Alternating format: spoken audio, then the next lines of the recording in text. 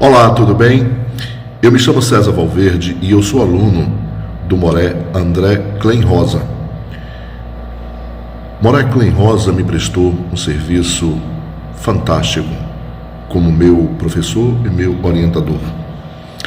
Ele fez para mim o meu mapa cabalístico, um trabalho que me trouxe revelações profundas de questionamentos que eu sempre fiz para a minha vida, coisas que eu queria saber de cunho espiritual, e o mapa me deu todas as respostas que eu precisava. Se você tem interesse em saber que lugar você ocupa dentro do reino de Deus, se você quer conhecer Deus um pouco melhor e se você quer ter um autoconhecimento do que você representa para Hashem aqui na Terra, por que você veio, por que você está aqui, eu sugiro que você também procure o Moré André Klenrosa e faça o seu mapa cabalístico. Forte abraço.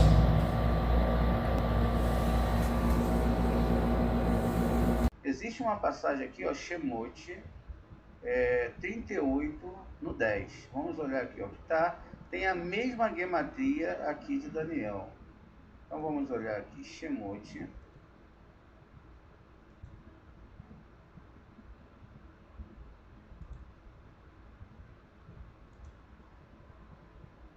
no 10. Aqui, ó. Aqui diz, né, as suas 20 colunas, as suas 20 bases de cobre, sendo os colchetes e as faixas da coluna de prata. Isso aqui é a construção, está falando da construção do Mishkan, né? Então aqui tem a mesma gematria lá dessa mudança de tempo. Veja, se aqui está falando das 20 colunas e suas 20 bases, né, de cobre, e falando sobre a construção do templo, né? Então, nós temos aqui que isso também está falando do que é apontado, porque a construção do Mishkan é a construção de um microcosmo, né? Uma imitação do cosmo. E aqui nós vemos que a primeira questão aqui é que ele falará palavras contra o Altíssimo. Qual é a questão de se falar a palavra contra o Altíssimo? É que ele vai falar que a Torá não tem validade. Essa Torá não tem validade. Esse tempo apontado na Torá não tem validade. Quer dizer, falou contra a Torá, falou contra quem? Contra o autor da Torá, não é? Descreditou a Torá, você vai estar fazendo o quê? Você está descreditando o autor da Torá.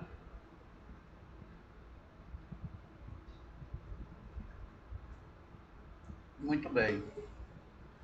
Aí diz que também ele perseguirá, né, os santos do Altíssimo.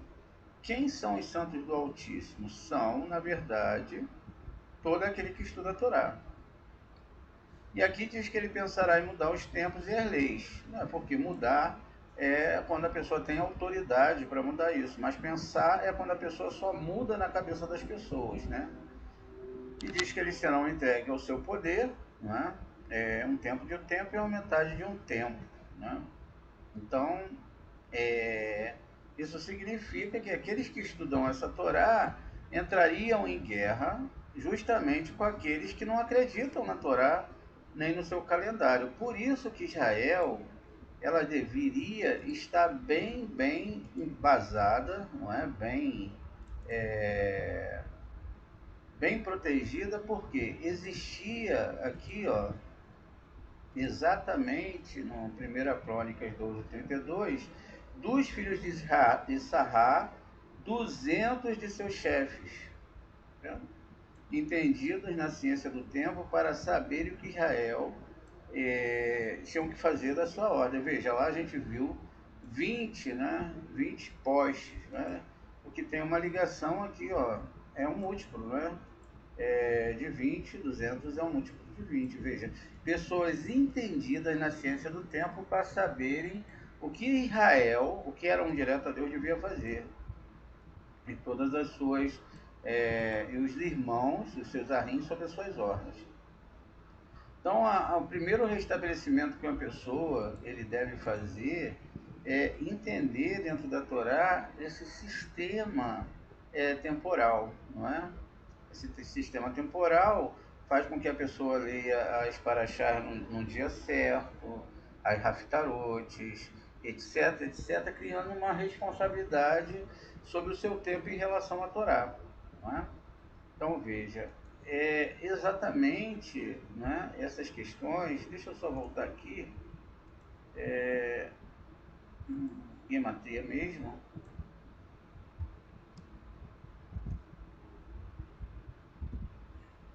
Então, veja, 3.115, né? E aí, o que acontece? Além dessa primeira gematria, você vai ter outras gematrias aqui, né? Onde aqui está dando 7.015, 751, vai depender do tipo de gematria, 262, 617.375. A gente está aprendendo a fazer gematria de uma forma mais fácil. Então aqui, olha, você vai ter vários níveis de gematria e você aí pode então definir, né, dentro do seu estudo, daquilo que você está se propondo, escolher uma dessas gematrias, não é, para entender profundamente essa questão, né, que está sendo colocada aqui. Muito bem. E aí é que você escolhe o tipo de gematria e etc. É lógico que o próprio versículo, né, o passuque, ele também vai ter uma quantidade de palavras, uma quantidade de letras, não é? Mas assim, pelo que a gente entende aqui, a gente já vai ver, não é, que a própria construção, não é, desse sistema já estava definido na Torá. E quem descobriu isso foi um Raham chamado Daniel. Muito bem. Vamos continuar aqui, então, vamos voltar para a leitura do Zohar. Então, veja, assim como a aliança é concebida a partir daquele momento, né, 42,15, assim também o nome secreto preenche e insemina todas as 42 letras do ato inicial da criação, né, que é conhecido como Ana Berroa. O termo 42, men e beit, né, igual a 40 mais 2, é composto de Havaiá. 4 letras preencheu Havaiá. 10 letras, preencheu o dobro de Havaiá, 28 letras. Veja como é que aqui já segue uma composição. Ó, 4 letras, preencheu o Havaiá de 10 letras. Por quê? Fez a primeira abertura. Né? Pegamos Yud, Re, escrevemos, né, por extenso Yud, 3 letras e Re, 2 letras. Depois pegamos a outra parte, escrevemos, então, assim a gente tem exatamente na terceira abertura, a gente tem 28 letras. Então se preencheu, né, a nível de 28, não é? A terceira abertura vai dar 42, né? Não, perdão. Então vai dar 28 letras. Então 4 mais 10, que é primeiro os 4 letras do nome sagrado, depois mais 10 letras e agora mais 28 vai dar o total de 42, significando a semente que existe na marca da aliança. Está incluído nos 5 Hassadins e também nas 5 Gevorot. Com relação a Nukva, há 2 aspectos. Seu corpo, Parsuf, que emerge de Biná, e seu Zivug, denominado a segunda união com Zerampim. Nukva pode se apresentar em 2 estados, pequeno ou grande, respectivamente, Katnut ou Gadlut. O estado pequeno é um estado incompleto, insuficiente de Malhut, mas é necessário como preparação para o grande, que chamamos de a revelação do secreto, né? Quando é o secreto, do oculto, e como o estado grande revela o pequeno, tudo que está oculto nesse último se torna claro no primeiro. Quem se encontra em um estado de declínio espiritual não percebe as razões de seu estado, mas tudo lhe fica claro quando alcança o estado grande, que vem em seguida. Quer dizer, mesmo que a pessoa pense que está caindo espiritualmente, se ela continua, ela vai chegar no estado grande que vem logo depois que ela passou por esse declínio espiritual. Esse declínio espiritual pode demorar uma semana, um mês, um ano e até não sabe-se lá quanto tempo é necessário para se consertar até chegar a essa elevação. Como resultado da ascensão de Mahoush de Ave para sua Binah, o Partsuf de Binah, que é a Ave, né, se dividiu em duas partes. A superior, Galgatenai, recebeu o nome Ave, enquanto que a inferior, né, que é a Rap, tornou-se conhecida como Ixechut. Aves são preenchidos com luz de Hassadim, pois eles não desejam nenhuma outra. E Ixechut recebe dele, porque embora deseje a luz de Rohemá, não pode recebê-lo pelo fato de que Malhut de Ave ter se elevado acima dela. No entanto, embora não haja luz de Rohemá em Ave,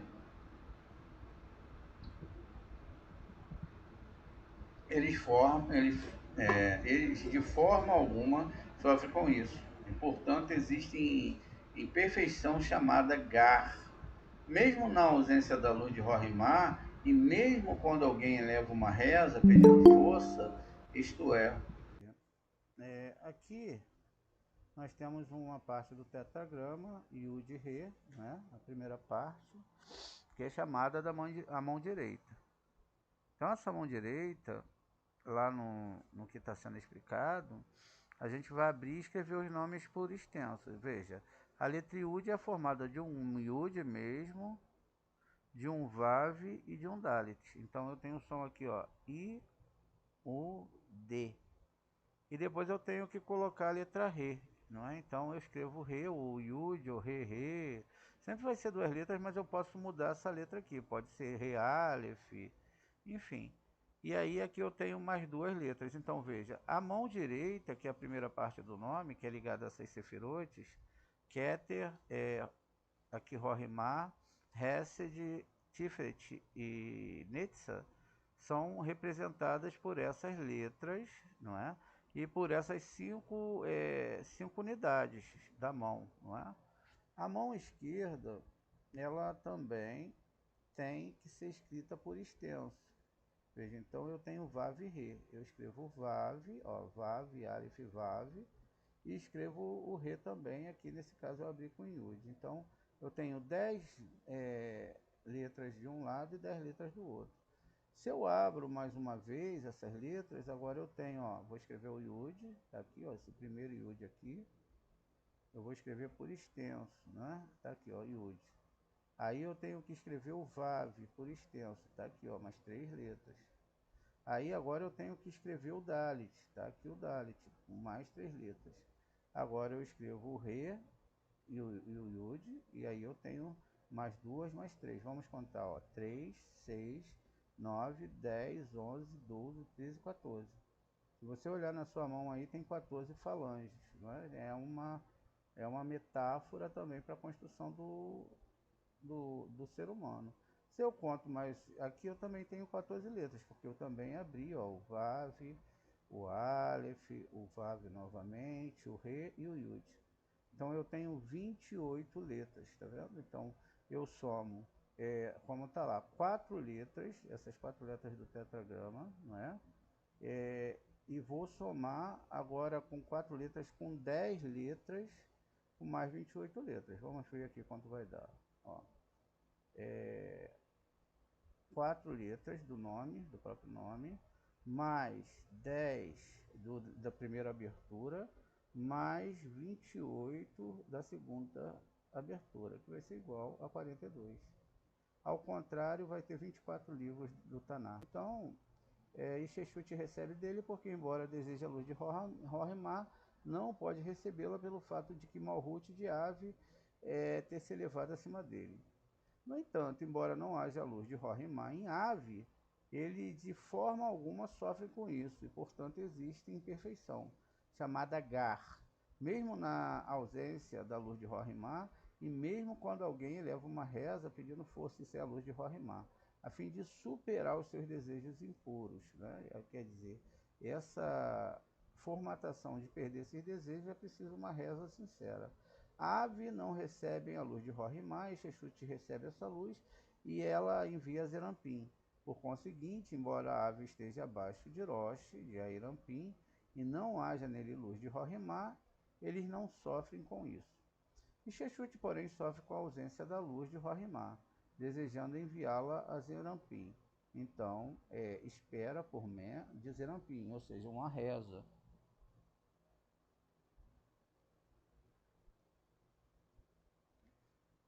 A fim de acender a ave na forma da Sefirah Da'at. Pois quando os inferiores, levantam uma reza, toda a Biná acende ao roche de Airampim e Exexute, e recebe de Airampim a luz de Rohirrim, e envia ao Zum. Isso corresponde ao desaparecimento da letra Iud da palavra Avir, e ela vai se tornar de novo, né, em Rohirrim. É preciso ter essa reza. No entanto, apesar de tudo isso, mesmo Rosh de Airampim, ave continuam apenas com a luz de Hassadim, né, que é Ar. Por conseguinte, as cabeças de ambos, Airampim e ave, são chamadas de águas supremas. Ou, para isso, é considerado o fato de Airampim poder ficar abaixo do Rosh de Airampim. Contudo, como isso não afeta a sua independência e perfeição, é como se estivesse em Rosh de Airampim. Sob ave há um firmamento, que é um parsa, não é? É uma divisão do mundo de Atzilut, que separa os quelins de doação dos quelins de recepção do mundo de Atzilut e Exexut Zum, que são as águas inferiores, que precisam da luz de Rohirrim e ficam abaixo desse parsa, já que no peito de Airampim, portanto, se diz que as águas inferiores elas choram, isso é, seu estado pequeno, pois elas sentem a, a falta de Rohirrim e desejam ascender a rocha de Airampim.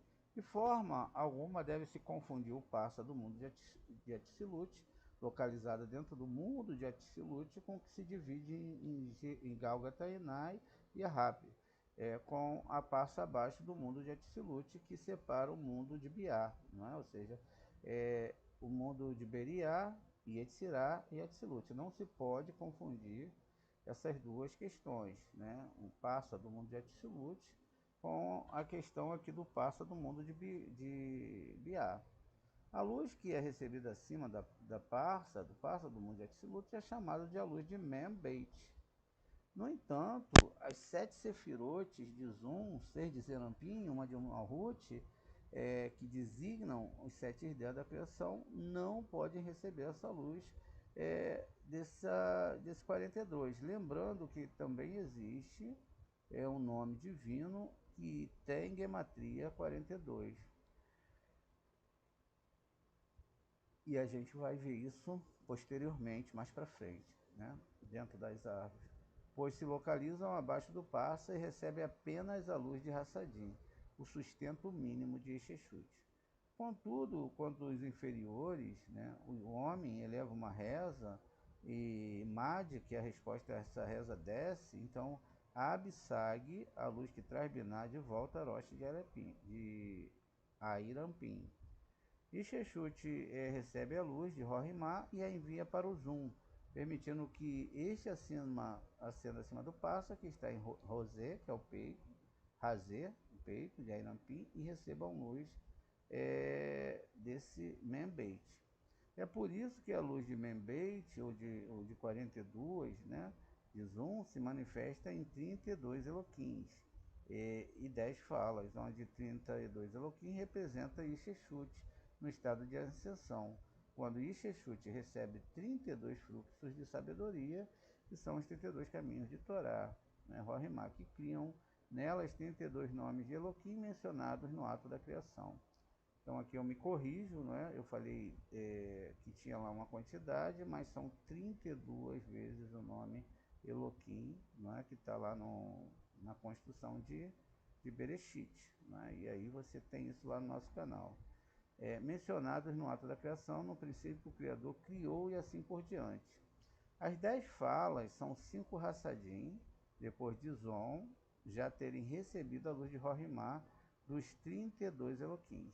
Né? Então veja, esses 5 Hassadim, né, depois de Zon já ter recebido a luz de Rohimá dos 32 Elohins, ou como a gente fala, Eloquim, para não profanar o nome Elohim.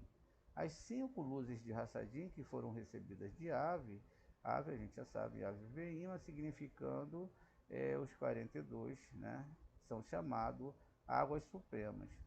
Notamos que os 5 Hassadins, um só pão, são a denominar esses 42 após receberem dos 32 Eloquim. Portanto, se diz que 32 Eloquim, 10 falas, formam um nome, né, 42, de 42 letras.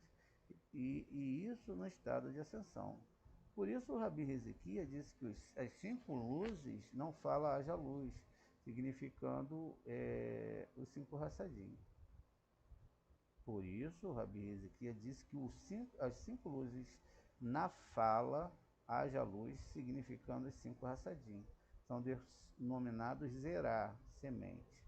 Abundância, que Yesod de Zerampim envia Malhut. E se chama 42, embora essencialmente seja apenas 5 Hassadim.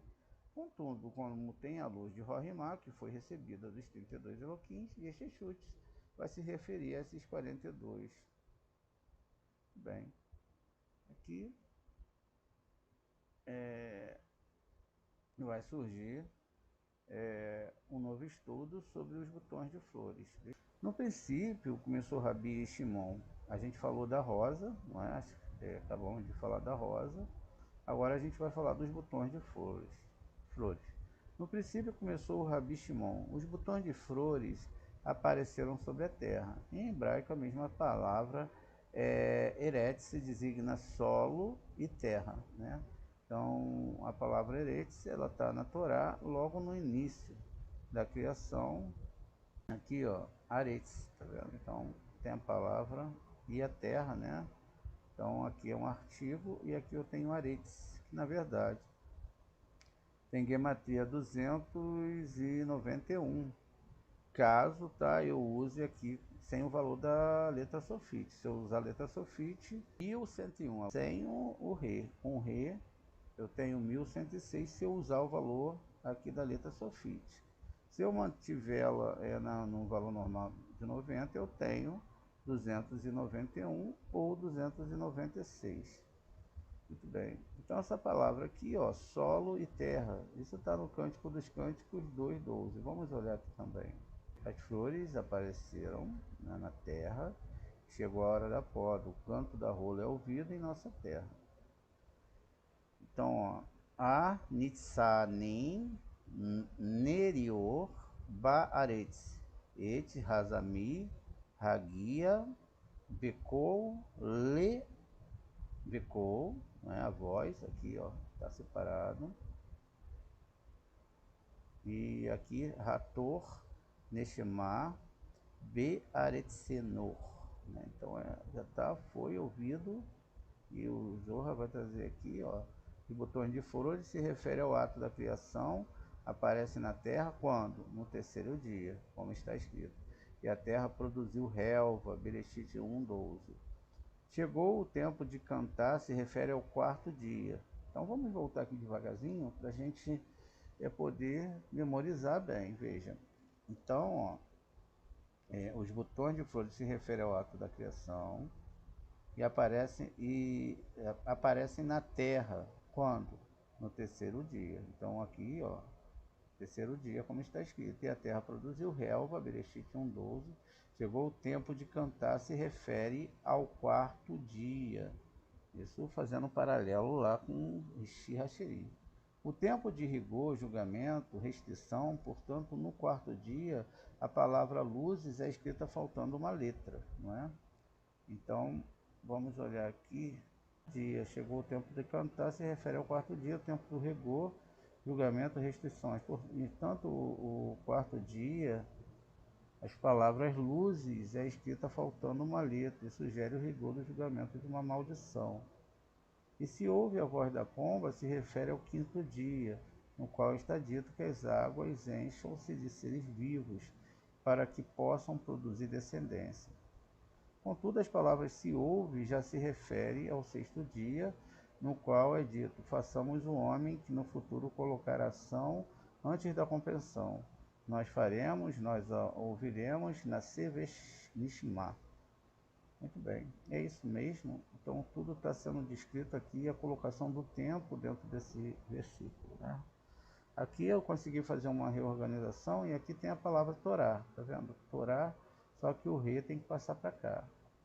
Então isso significa, não é, que dentro de todo esse tempo a gente tem que, na verdade, reorganizar essa Torá aqui, não é? E que essa Torá, pela simbologia que está escrito lá, está faltando, está escrita de forma errada, tá vendo?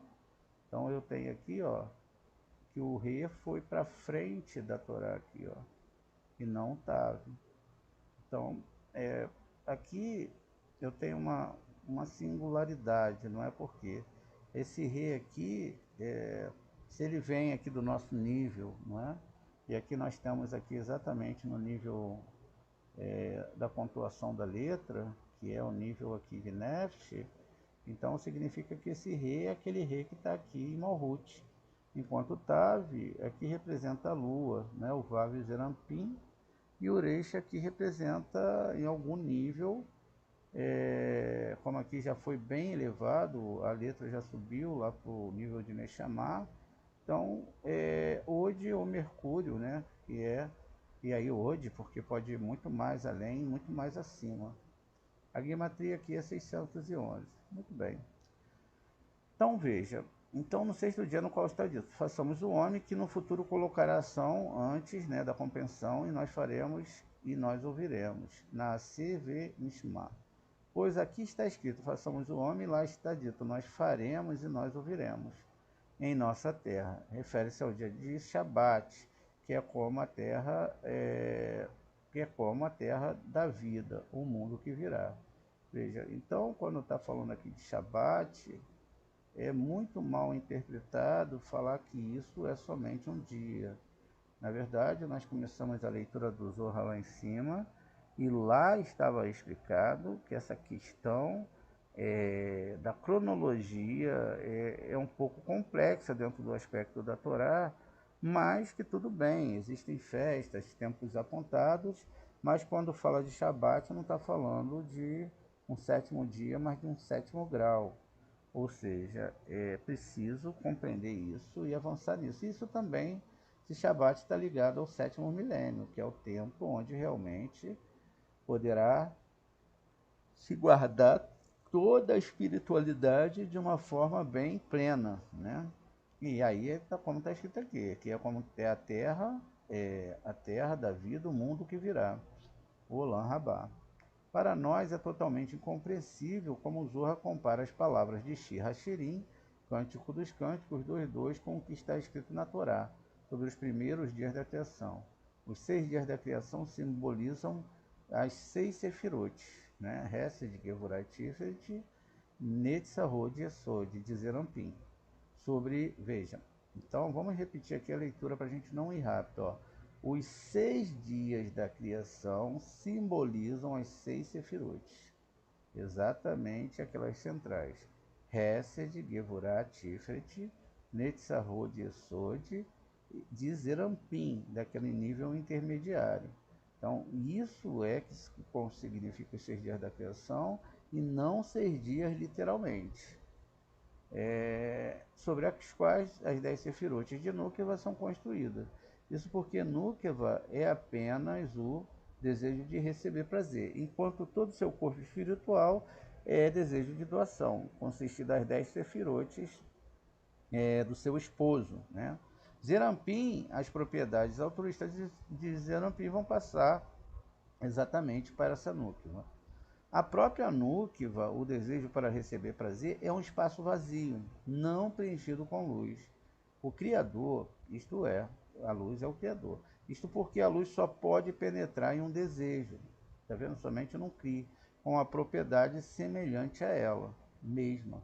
Portanto, no tocante à sua semelhança com Zerampim, as propriedades de Malhut recebe de Zerampim aquelas propriedades corrigidas de Malhut, transformando-se em um Partsuf e são preenchidas com a luz que corresponde à sua correção.